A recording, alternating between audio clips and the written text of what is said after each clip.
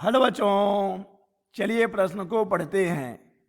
किसी उत्तल गोलीय पृष्ठ पर प्रकाश के अपवर्तन का सूत्र लिखिए।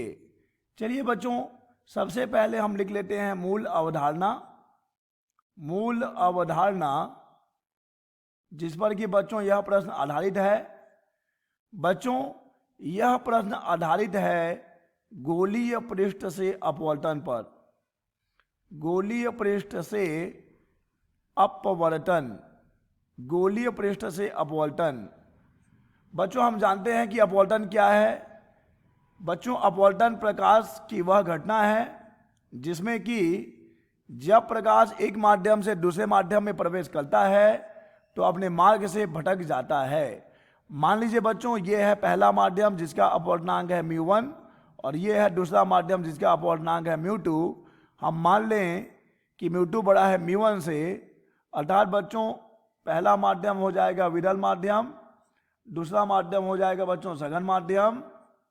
और बच्चों अगर हम यहाँ पे एक अविलंब बना लें, हमें अविलंब की भी आवश्यकता पड़ेगी। यहाँ पे बच्चों हमने बना लिया अविलंब।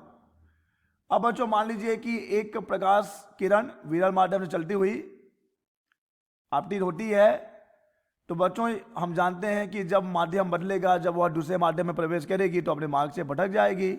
और चूंकि प्रकाश यहाँ पे विरल से सघन में जा रहा है तो वह विलंब की ओर झुक जाएगी। यही घटना कहलाती है बच्चों अपवर्तन की घटना। और जब बच्चों सघन से विरल में जाता है प्रकाश तो अविलंब से दूर हट जाता है, और जब विरल से सघन में आता है तो अविलंब की ओर झुक जाता है।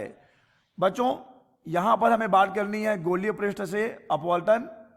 उत्तल गोलीय पृष्ठ से प्रकाश के अपवर्तन का सूत्र लिखना है बच्चों। तो चलिए बच्चों हम लिख लेते हैं। हम यहाँ पर दो अपवर्तन सूत्र लिखेंगे बच्चों। पहला, जब अपवर्तन होगा विरल माध्यम से सघन माध्यम, विरल माध्यम से सघन माध्यम, अर्थात बच्चों प्रकाश जा रहा है विरल माध्यम से सघन माध्यम।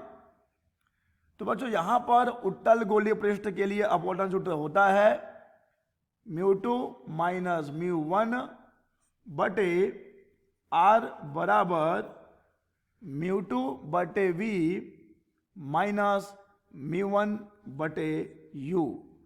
ठीक है बच्चों, चलिए एक उत्तल पृष्ठ, गोलीय उत्तल पृष्ठ बनाकर समझ लें। बच्चों ये हमने बना लिया है गोलीय उत्तल पृष्ठ। बच्चों ये है गोलीय उत्तल पृष्ठ, ये हमने इसका मुख्य अक्ष बना लिया। अब ये है बच्चों हमारा पहला माध्यम जो कि विरल माध्यम है, ये है बच्चों दूसरा माध्यम जो कि सघन माध्यम है। μ1 μ2 इनके अपवर्तनांक हैं। ठीक है बच्चों, और हम जानते हैं कि r जो है इसकी वक्रता त्रिज्या होगी, और v बच्चों होगी प्रतिबिंब की दूरी, और u है बच्चों वस्तु की दूरी। चलिए बच्चों अब हम दूसरी स्थिति के लिए अपवर्तन सूत्र लिख लें। दूसरी स्थिति बच्चों, जब अपवर्तन हो रहा होगा सघन माध्यम से विरल माध्यम में, सघन माध्यम से विरल माध्यम, सघन माध्यम से विरल माध्यम।